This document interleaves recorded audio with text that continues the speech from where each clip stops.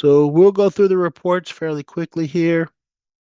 These are the end of year 4 reports. There's not many. Of course, the red report, 1612, 17.3, and 1622 are your aggregate reports, those that need to be certified, and then you see the supporting reports. We should be familiar with report 1612, even if you're new, it was part of fall 1. The only difference is if you went to the CALPADS user manual for end of year 1, this report is, specifically looking at active plans, where we're more interested in the count of anyone who's been tested for child find now.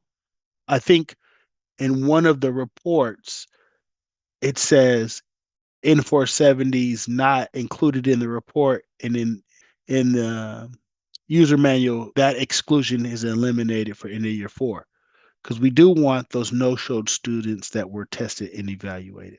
So 1614 is the students with disabilities by plan. Student list is the more detailed report. Of course, we always promote the detailed reports as the way to identify the actual data and information, right? The counts that are listed here don't provide much data. Although they're their product, it's what we report to the feds. Try to make any discerning decision based on data, you probably have to be familiar with some of the student level data, the detailed data, and that comes from the supporting reports. 1622, students with disability non-participation status, reminding everyone that this report is basically the special education exits as required by IDEA. There's 6 different reports about special education exits required by IDEA. A lot of them are different breakdowns like percentage, race, ethnicity, grade level, but this is the report that informs that provides that information. And then 1623 is again the student level report that lets you dig into the weeds, see the status.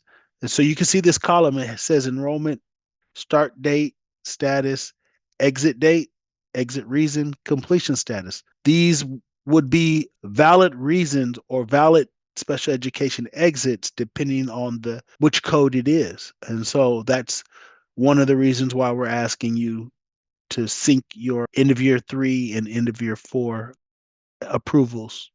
Then this is the post-secondary survey, same as fall 2, except for we're looking for special educations and students, and this is going to come from your special education systems, most likely. And then the detail report, it will identify if a student has multiple outcomes.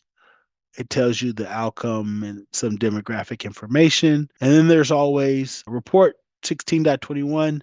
It's the monitoring report. You're identifying students who are due for meetings or updates on their transition services. So this is continuous work that needs to be done. It helps LEA stay on top and be timely. You have completed this module. Please continue to the next video. Thank you.